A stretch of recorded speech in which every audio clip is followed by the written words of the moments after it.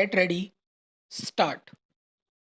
Let us now examine whether a contractor engaged to execute a particular work can file a suit for accounts against the employer in regard to payment for the work done. Stop. Such a right is not created or recognized by any statute. Stop.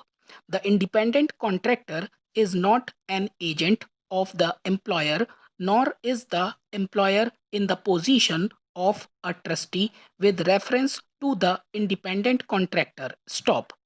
Can the claim be supported in equity by stating that where the relationship is such that rendition of accounts is the only relief which will enable the contractor to satisfactorily assert his legal right? Question mark. A contractor who is engaged to execute a work is expected to maintain his own accounts. Stop. At all events, there is no bar for a contractor to keep an account of the work done. Stop. Even where the contract between the employer and independent contractor may provide for payment on the basis of measurements to be recorded by the employer, nothing prevents the contractor from measuring the work done by him and then suing for the value of the work done. Stop. The contractor may also demand joint measurements to determine the quantum of work done. Stop.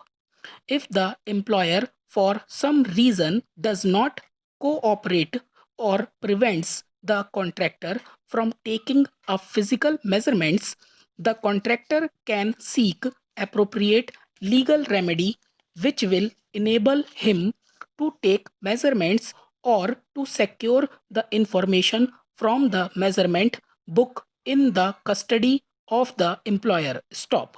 Therefore, either the fact that the measurement book is maintained by the employer or the fact that the contractor does not possess the exact measurements will not entitle the contractor to file a suit for rendition of accounts against the employer. Stop.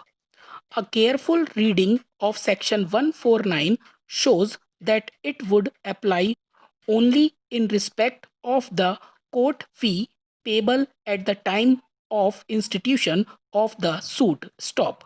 If the court fee due on the plaintiff when instituted is not paid wholly or partly by the person instituting the suit, the court in its discretion may allow him to pay the court fee or deficit court fee within the period fixed by it. Stop.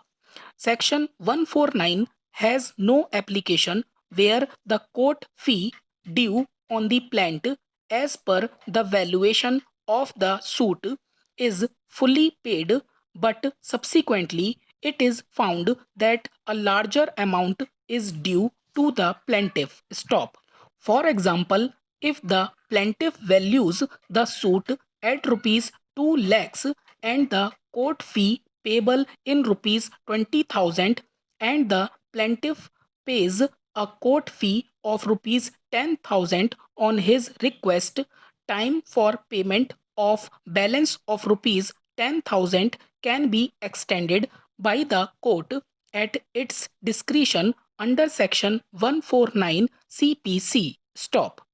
But where the claim was rupees 2 lakhs and full court fee of rupees 2 lakhs was paid at the time of institution of the suit, the question of permitting the plaintiff to pay deficit court fee at that stage does not arise, as no court fee becomes payable at that stage. Stop.